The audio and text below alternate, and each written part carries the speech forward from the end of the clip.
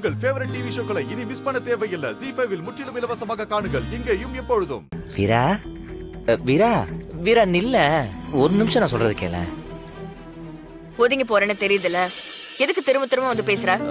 கட்டின பொண்டாட்டி புருஷனை பேசக்கூடாதுன்னு சொல்லி அதை ஒருத்தன் ஃபாலோ வேற பண்ணான்னு வச்சுக்கோவேன்.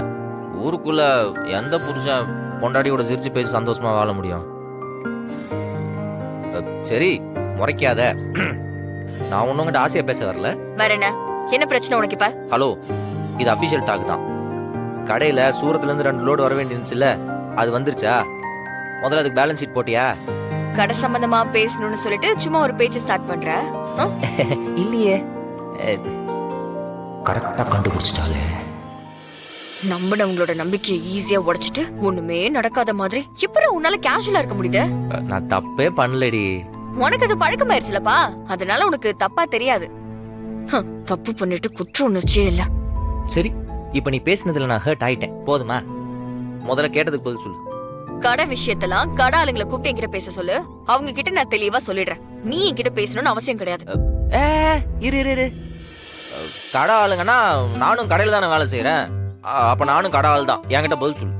பர்சனல் ரிலேஷன்ஷிப் வேணான்னு சொன்னா ஓகே, ப்ரொஃபஷனல் ரிலேஷன்ஷிப் வேண்டான்னு சொன்னா கடை எப்படி ரன் பண்றது? எப்பா சாமி, போதும். உன்கிட்ட நான் ரிலேஷன்ஷிப் மெயின்டைன் பண்ணது எல்லாம் எனக்கு போதும். இனிமே உனக்கும் எனக்கும் எதுவும் கிடையாது, புரியுதா? அப்போ அவ்வளவுதானா? அவ்வளவுதான்.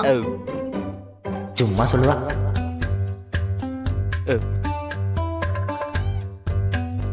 என்ன எதுக்கு பின்னாடியே வர?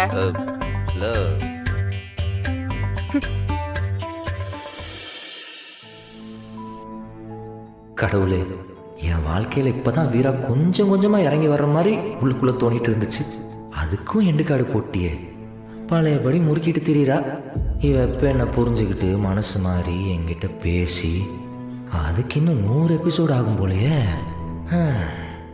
எல்லாம் அந்த விஜயால வந்தது போல. ZEE5 ஆப்பை டவுன்லோட் செய்து அனைத்து எபிசோடுகளையும் இலவசமாக பாருங்க.